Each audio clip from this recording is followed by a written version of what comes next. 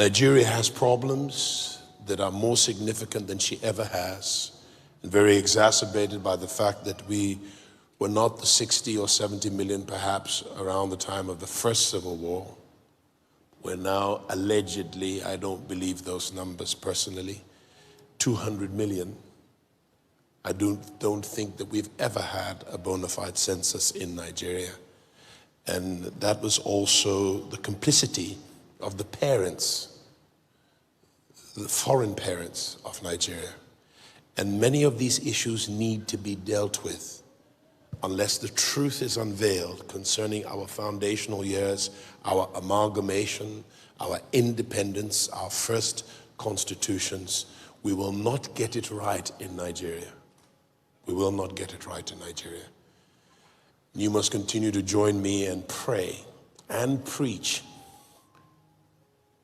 as to what the next president of Nigeria should look like.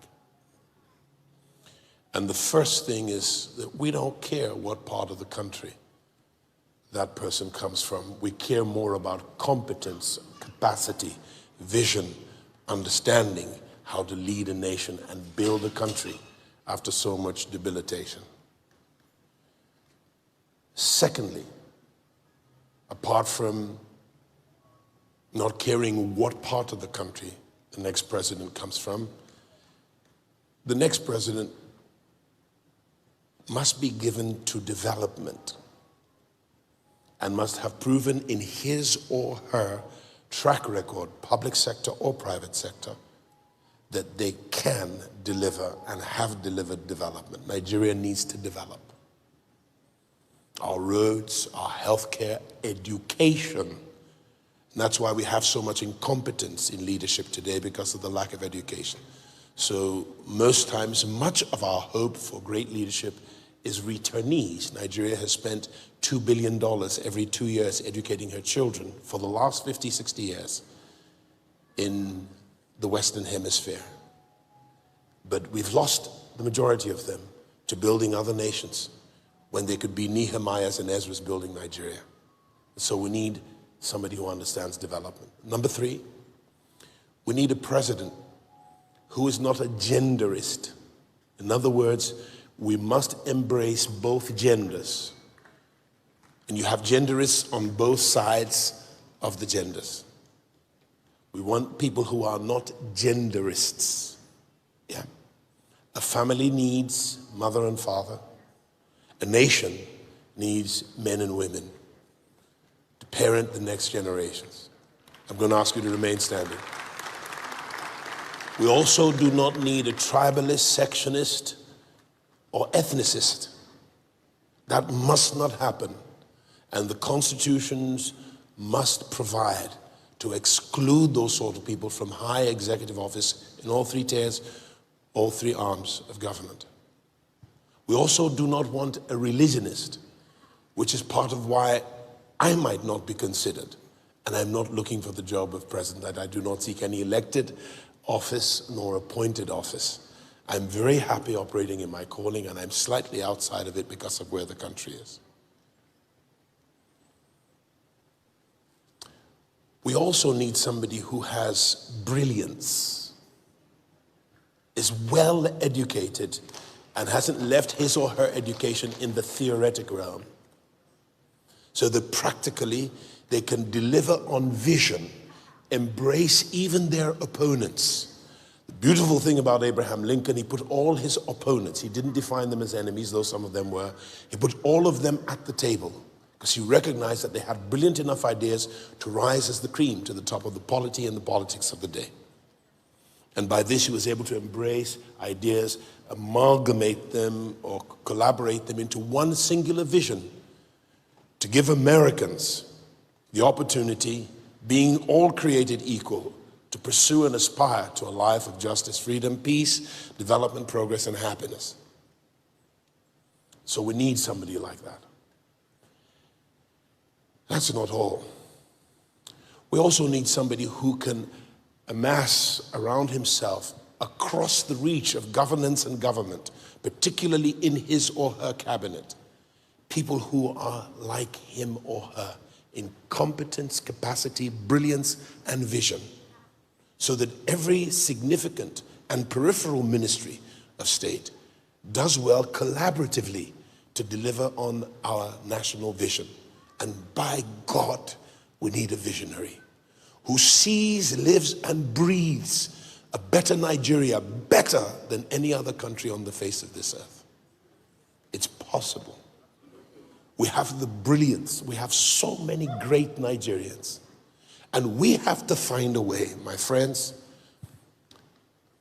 to lock out the people who only go into politics and governance for personal gain and aggrandizement, for the allure of power and money. The purpose of power and money are not for aggrandizement.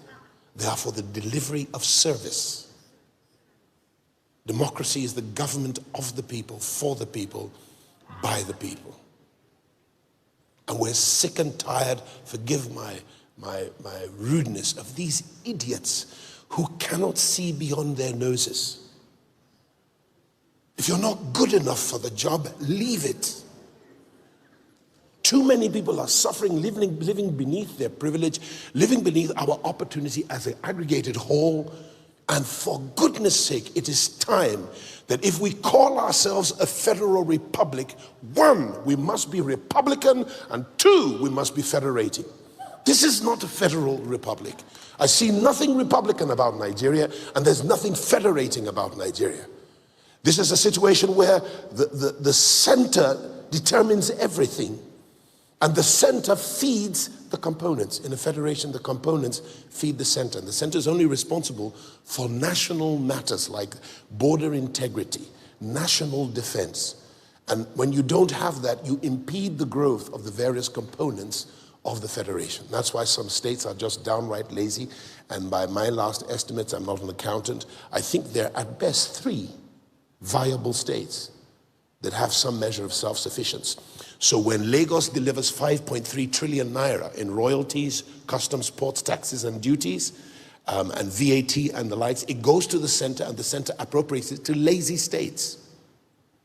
Lazy states with leaders who have no vision except grab power, grab land, and take what isn't yours. Whilst you're standing on top of gold all over the country, bauxite, tantalite, all kinds of minerals. We don't lack the resources, and we have resourceful people.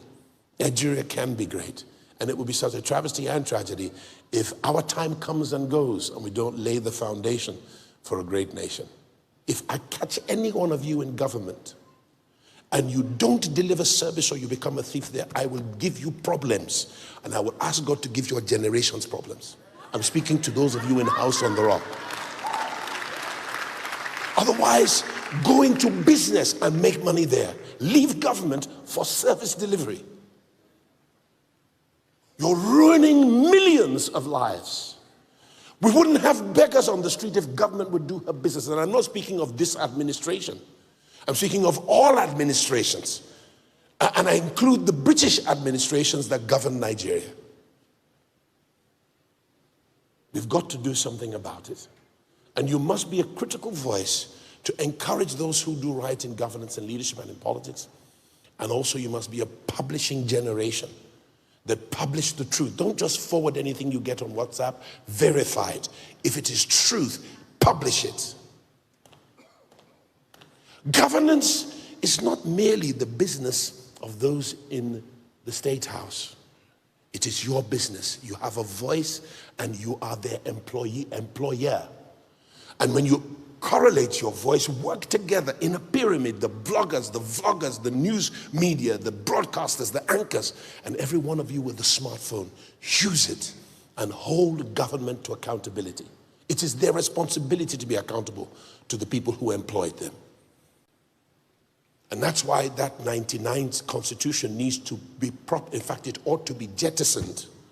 And an authentic document of the people and her best representatives need to come together and put together the terms of our agreement as federating regions or components and the laws that work for our country. We now live in a situation where men are writing unjust laws, and the purpose of law is justice. But when the unjust write laws, they write injustice, and that's what we have to live by. And of course, because our education is so bereft of learning as a nation, we settle for a bag of rice, a bag of oil, and a bribe for a vote. And it won't last those to whom they give it more than a few days or weeks. And then we go back to penury. I believe that every Nigerian should have equal opportunity. Not all 5 fingers are created equal, but opportunity should be equal.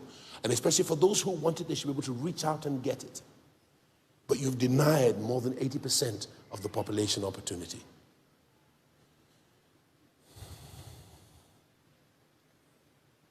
We must dumb what I've just said. We must dumb it down to the market woman that she can understand it in her language. The pedestrian, the person who sells goro or zobo in all parts of the country so that every single individual can hear it. I've done my job this morning for our country. Those of you who know how to dumb it down, take it, run with it, and publish. 1,000 persons cannot defeat the thought college of 200 million so-called Nigerians. Mass is on our side.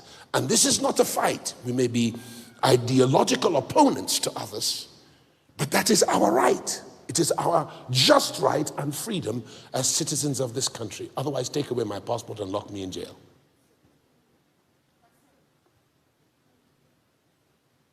I say this because no country in the world history has survived 2 civil wars. You could be in flight and running for dear life any day from now if this thing does not come to an end. And my personal encouragement to leaders in government of all sides, it's not time to be partisan. Blend the aisles. It's time to sit down and dialogue. And don't be short-sighted, and let's look towards a future that still has brightness in it, because as long as there is a creator who has vested so much in this land and her people, there is hope for a future. And we must rise to that possibility. Put away your petty squibbles, and let's recognize that we are one brotherhood as created by God. And we are one brotherhood, or fraternity, sorority, if you like, of persons who call Nigeria our homeland, our fatherland.